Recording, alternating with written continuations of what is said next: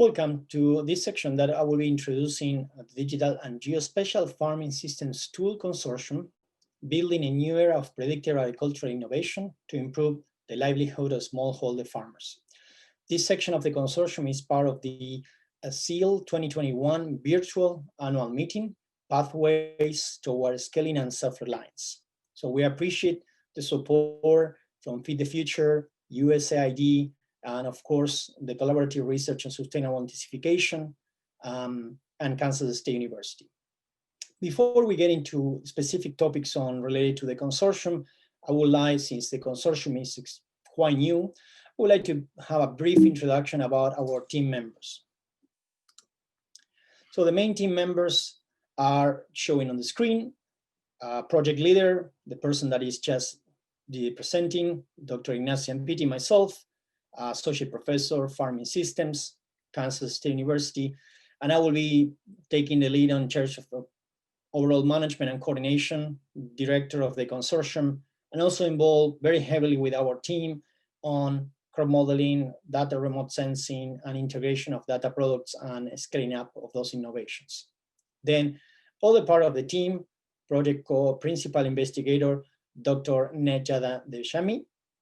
He is basically a professor from Michigan State University and will be in charge of modeling animal production, considering environmental sustainability and integration of the crop animal modeling framework. So we will get into detail. And of course, all our team members will be working and collaborating and assisting, examining the new innovations and integration of the data products across all the project outcomes. Next part of the co-PIs are Drs. Wes, Gerber, and Jean, all from University of Minnesota. They will provide leadership and development of remote sensing products, high-resolution crop-specific and intercrop maps of climate risk and suitability, specifically looking at assessing current trends and potential future in targeted countries. Next on the teams are project co-PIs, Dr. Browns and Grace, University of Maryland and Minnesota, respectively. They will be working on modeling relationship with health, outcome, child malnutrition, agricultural intensification, using remote sensing data products. And we will be discussing more when we get into the objective 3 of the consortium. And then last but not least, project co-PI, Dr. Neff. He is from University of Colorado, and he will be in charge of developing maps for land capability classification and examining potential of the agricultural innovations at the local level and biophysical risk and resiliency. As mentioned before, all the team is integrated and collaborating, assisting in evaluation of the data products across all the projects. So briefly, just to give you a sense of expertise and skills from our research team, part of the team from Kansas State University working from our side in collaboration with SIIL, Dr. Barbara Prasad, and good collaborations with all the K-State faculty. We have expertise in multiple topics, farming systems, crop growth modeling, remote sensing from crop phenology, yield forecast. So our focus on the project is on the crop modeling side, looking at developing decision support tools and integrating data across different projects and coordinating those efforts. From our side, there will be opportunities for our partners to offer data science and crop modeling trainings. Briefly going to the rest of the partners, if you look at Michigan State University from Dr. Po Jan, so he leads the decision support and informatics unit for the Global Center for Food System Innovation at Michigan State University. So he has an extensive experience and background in computer modeling applications, topics of interest, water, energy, food nexus, environmental impact assessment, development and decision support systems, soft computing applications. Focus on our project specifically, modeling animal production, considering sustainability and external stressor, integration of crop and modeling framework. Very excited about looking at this integration of crop and modeling framework, evaluation of current and future climates. Opportunities for training in multiple sites on the farm modeling, crop, animal integration, agricultural impact assessments under climate change. If we keep going on the rest of the team from the University of Minnesota. We have 3 members join us as a co-PIs, Drs. West, Gerber, and Jean. Heavy expertise and experience in computer modeling, remote sensing, data development. Very excited about the contribution, thinking about several aspects on the global food system, including just not only the mapping individual crops, but also including basically topics for improving global food security and environment. And these are some of the topics of interest from that team: assessing trade-off of food production environmental impacts, developing new methods for using remote sensing, and working also on this integration between private-public partners. And we will be discussing more towards the end of the presentation about this conception of the consortium as a part of the private-public effort. Focus on this team using remote sensing and models, map degraded lands, mapping crop suitability, mapping really high resolution. We will be focusing on trying to get very good data, high resolution, to understand within field variability, and also efforts on the intercropping side of the project. Opportunities for training from his side and from this side of the team: crop modeling suitability, remote sensing very heavily, and then of course developing research products, and then testing and training people on that aspects. From the University of Maryland, Minnesota team, Drs. Brown and Grace, they bring a wealth of knowledge, variety of, looking at modeling approaches to green climate, agriculture, and information on these new aspects on household characteristics, factors really in malnutrition risk for children, and very excited about this kind of connection between agricultural productivity and human and child nutrition. Topics of interest from this group: decision support for nutrient programming, modeling household factors, increased probability of malnutrition, understanding impacts of droughts, climate, economic, and conflict shock impact on broader systems. The main focus on this project specifically is looking at multi-household models for child nutrition, really engaging partners and trying to understand basically the changes on climate and country-specific communities oriented to food security, and looking at how we are combining the integration of crop, livestock with all the farming system, social nutrition aspect, and economy. So opportunities for training and collaboration on this side: food security modeling, decision support for security programming. I think that there will be excellent opportunities for collaboration on these aspects. And lastly, mentioned before but not least, Dr. Neff, excellent addition to the team, experience on working on mobile technologies, putting these complex tools into the hands of the main users, currently working on new approaches for mapping land capability, suitability to agriculture, so putting on some priority on support sustainable and intensification. So very heavily on the topic of interest on looking land potential using geospatial data and remote sensing, integrating modeling and remote sensing for mapping suitability. In this case, for example, could be connected to drought. On the focus of the project, very heavily on mapping land capability, essential as a benchmark for upscaling our innovations, linking capability to drought, vulnerability, or to different stress, and really looking at integrating social, economic, nutrition, and biophysical metrics into resiliency metrics. So very, very important for the last practice on the last aspect on resiliency. Opportunities of training: we already went through some of the conversational webinars we will discuss towards the end of the presentation, but the use of Land PKS, the Land Potential Knowledge System, as a mobile app for training partners to collect data and to assess land capability, key aspect for training and improvement on this assessment. So let me talk very briefly about the framework of the consortium so our audience can get an aspect, high level picture of what are we planning to do. It looks very complex, correct? I mean, focusing on resilient farming systems, looking at innovations on West Africa, focusing very heavily on dual purpose, looking at how we are integrating these alternative crops into the farming systems, mix of crop animal farming systems, crop modeling, livestock modeling integration, land allocation and optimization, so using land PKS or any land capability tool to assess basically land suitability, and from there help us to scale up all the innovations. Without forgetting specifically aspects related to the human nutrition and the social component, stability of productivity on the current, and assessing changes on the future climates, and then the suitability for adaptation. So this is one of the focus. If you look at the Asia, we have basically focus in Bangladesh and Cambodia, kind of at different situations, more rice-based crops, rice fallow, I mean, short-term, short duration crops. And then on the Cambodia side, looking at basically more rotation or conservation practices, I mean, as a heavy focus on using all these tools. This is one of the frameworks. As you see, depending on the region, we will be adapting and making an emphasis of focus quite different depending on the conditions on the ground.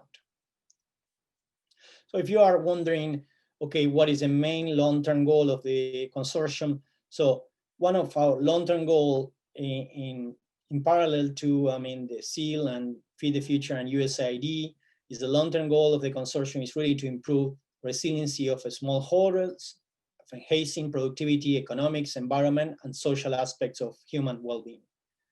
In our case, as a consortium, we are really focusing on exploring data products, trying to understand how we can help using geospatial, remote sensing, crop modeling, really to come up with data-driven agriculture systems, decision support tools, quantified for measuring resiliency, and then doing an integration that is of the system models to quantify the impact of innovations across the 5 domains of our sustainable intensification assessment framework. Extremely relevant to really make emphasis on really testing the impact of innovations on using the framework. So let's go very briefly on some of the project objectives.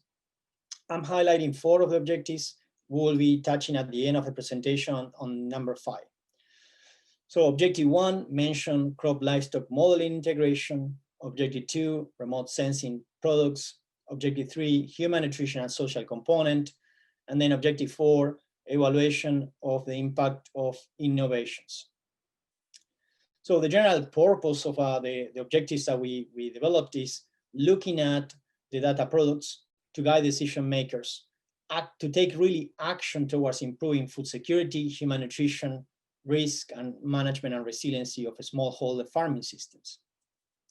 If we really focus on, okay, let's go a little bit deep on each of the objectives one by one and what are the specific tasks. So let's go into the crop and livestock modeling. So I'm just leaving there all the different tasks and organization that we're planning to follow, specifically looking at working on the crop modeling, working on the livestock modeling, trying to look at the integration of the crop and livestock modeling framework, trying to start looking at data standardization and complexity of those systems, and then focusing on the last task on the land capability classification, using that geospatial data and identifying basically key limitations for food production, helping us to upscale those innovations. So this objective really will be helping us to basically refine a set of the modeling tools, examining these mixed crop livestock farming systems, I mean, suitability, and really assess the land capability for agricultural production in those targeted countries. The team in this case will utilize modeling specifically to test land suitability, and then looking at the land capability for agricultural systems, specifically help us, I mean, by using different mobile tools or devices like, I mean, the systems of land PKS. Then going to the second objective is specifically very heavily focused on the suitability and climate risk data.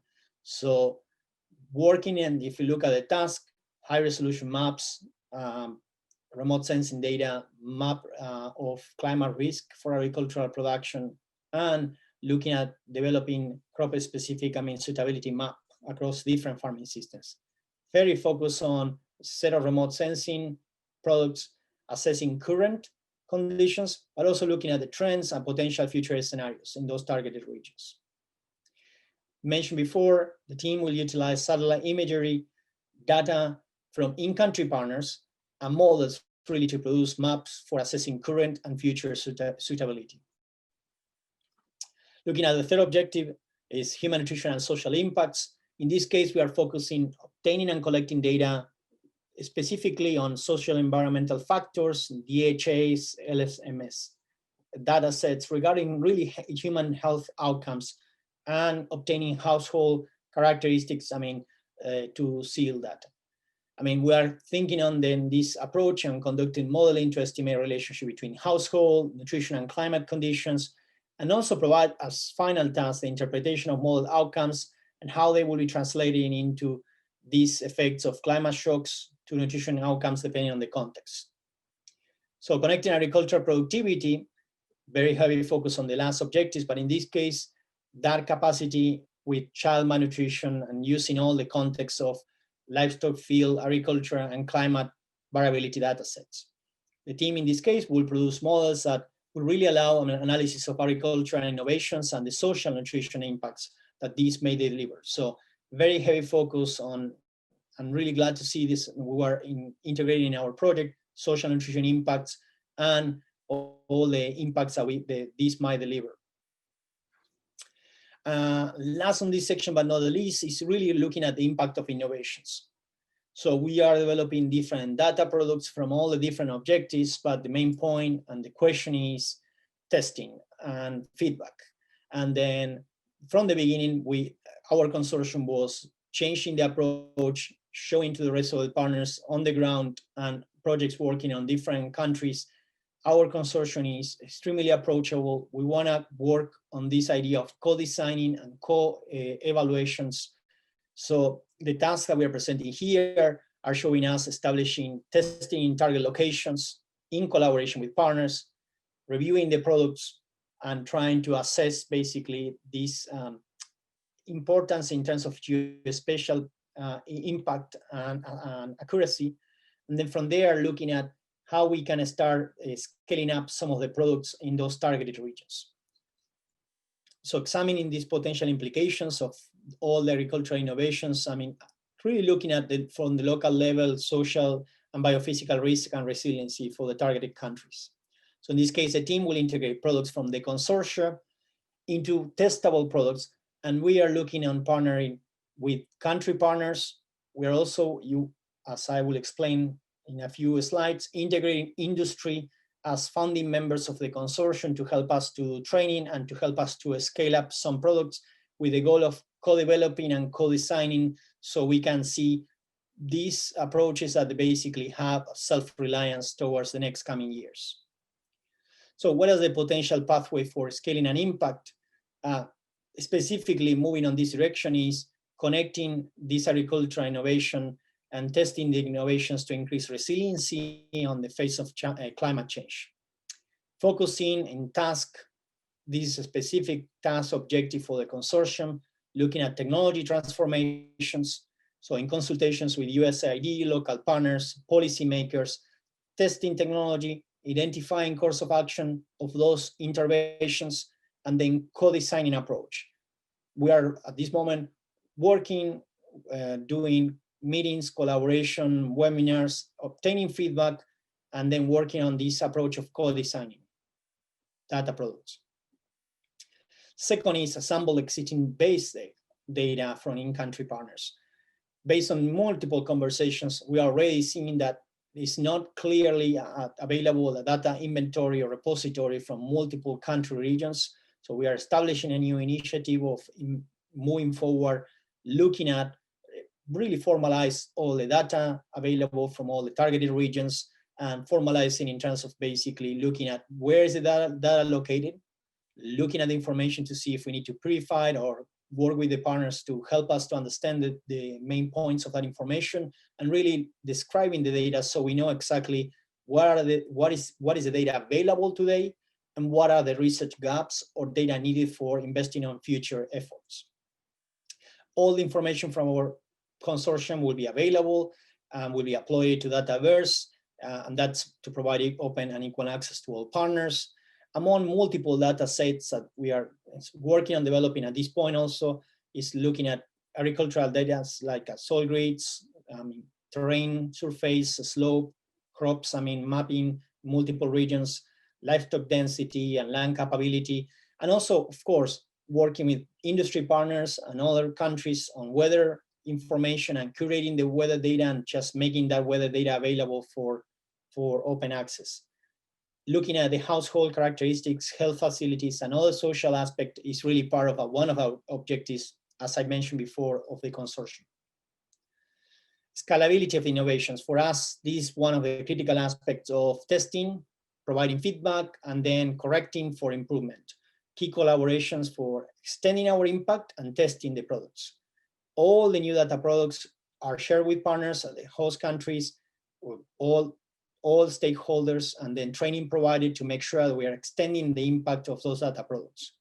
This is, again, a process that is a co-design and a co-evaluation. This type of approach permits that we are involving the people early in the process when we are developing the data products, so they can see the utility and the usefulness of these data products and then provide basically feedback for adjustment. And the last one, but not the least, is the capacity building, which is one of the key aspects also of our consortium. The team is focusing on working in this consortium really to develop these resilient-based decision support tools, empowering extension practitioners, empowering the people on the ground, of course, working with USAID as a partner, as sponsor, and government officials and SIIL Consortium. And then one of the critical aspects that I will introduce next is our industry partners. So we changed a little bit the philosophy and then focusing on this, one of the key aspects on the self-reliance, on working on improving the collaboration, public-private collaborations. And then I will introduce briefly some of the main founding members of the consortium, promoting training modernization and really supporting relevant data science topics. So in that case, moving in the direction of the sustainability and self-reliance, working with industry, promoting training to stakeholders, helping to extend our impact. This activity is done not just by ourselves, but also with support from private sector engagement. And again, in a co-design approach, which basically will facilitate to be doing this in a very sustainable manner.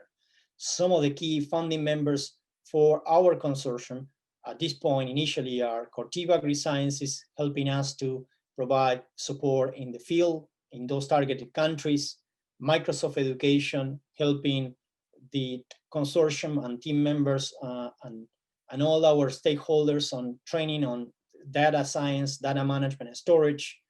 Descartes Lab, immediately providing access to remote sensing data and facilitating access to that information to all our team and stakeholders. And then we're providing specific access to better quality weather data, specifically weather data from multiple countries, with the goal of making and having access to the best quality of the information that we can get access for working on these data products. So critical on public-private partnership collaboration. And then we appreciate the support and the commitment, and we hope that we can increase the size of basically industry supporting our consortium and focusing on multiple aspects that they can help us to increase the outreach, increase training, and provide more self-reliance to expand our impact on the tested regions. In terms of finishing overall outcomes, anticipating outputs, I will just highlight the main things that we highlight at the beginning of our initiation of consortium, looking at integrating framework, providing a good solid framework for crop and animal modeling, developing spatial maps on land capability classification. This is very relevant for multiple countries. The approaches will be extremely different based on the regions. And we are initiating this approach in Senegal. And I think that this will be just one of the examples of how we are planning to deploy this on the different countries. Climate-related risk maps, looking at recent changes and projections. Crop-specific suitability maps, helping us to really upscale some of the farming systems innovation and testing what is the land suitability, looking at, of course, adding the potential and future climate conditions. A lot of training, that was something that we emphasize all the time, specifically on climate nutrition relationships, integration of risk assessment data, for doing an evaluation by country teams, in-person or virtual workshops. I mean, of course, at this time, we're really focused on virtual workshops. One of the main tasks for 2021-2022 is to establish a symposia in collaboration also with Cortiva as a main sponsor. This will be probably a space that will be connecting resiliency and data science and trying to understand how we can help smallholders on improving the use of that information that is available. Presentations, of course, meetings, I mean, webinars, I will discuss and show some of the things that we have already done. And then, as I mentioned, co-design, co-evaluation, the idea of any new emerging technologies, we want to get feedback received by partners and refine the data products. Briefly on data management, the main standards will be just following the FAIR principles. All the data will be available by project reports, peer review publication, dissertations, extension reports. Any new data layers, I mean, we uploaded, I mean, open access and will be open to everyone and submitted, uploaded in Dataverse. And then the project team will also share all the information. In fact, as we are approaching this co-design, co-evaluation, we are working with partners. So we are sharing from the beginning all the information with them in terms of the data products and the main projects that we are currently working. But this effort will be done not only locally, but also internationally. As one of the efforts, just to highlight some of the things that we just started, this monthly conversation Q&A sessions, very key to stakeholders. The first one was extremely interesting. We have Dr. Jason Neff from Colorado State discussing about approaches for regional mapping using LAMPKS app. We have multiple views on videos. I mean, the video is available on YouTube in our Geospatial Consortium channel. And I think that this is helping us because then we have conversation with different targeted regions. And in those conversations, they were coming new ideas and new projects for the future. Capacity building, key aspects on webinars, training students, modeling, mentoring professionals, and workshop. Just to close on the acknowledgements, we acknowledge all the people working with us. Of course, the support from Feed the Future, USAID in trusting on moving forward this challenging topic on geospatial data science, all our university partners in our consortium, Maryland, Minnesota, Michigan, Colorado, Boulder, and then of course, Kansas State University, and also the support from all our industry funding members really to move this forward and create a new type of, I mean, co-design, co-evaluation projects, looking at extending our impact and our outreach. With that, I thank the time for, I mean, listening to us, and I hope that we can connect and have a chance to have, I mean, exchange on the question and answer session. Thank you.